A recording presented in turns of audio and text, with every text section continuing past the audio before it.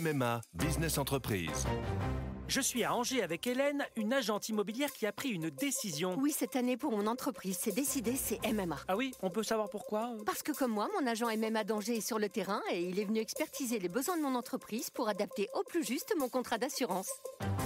C'est décidé, c'est MMA.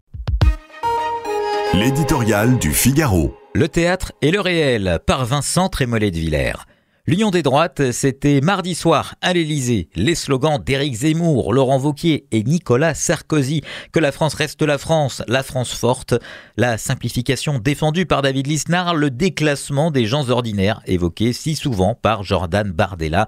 Était-ce un exercice de transformisme ou le retour du réel au cœur du pouvoir? Difficile de trier le bon grain de l'ivraie. Chez Emmanuel Macron, la sincérité est toujours en marche, mais c'est un fait, dans son propos liminaire, le chef de l'État a rompu franchement et jusque dans le choix d'un propos concis avec l'oscillation perpétuelle qui caractérise sa politique. Même si sur les émeutes il continue de pointer les écrans plutôt que les effets d'une immigration anarchique, le président s'est approché comme jamais des attentes de nos concitoyens. On ne peut que s'en réjouir.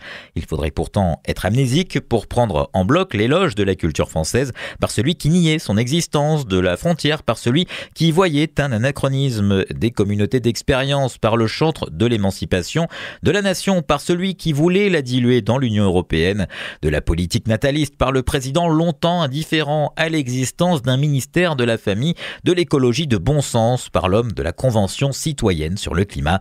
Quand l'impressionniste du « en même temps » fait l'éloge de la ligne claire, on peut applaudir, mais aussi demander à juger sur pièce. Quand il loue les vertus du théâtre, on est tenté de chercher le comédien derrière le président, d'autant qu'il y avait une dissonance dans cet exposé libéral conservateur.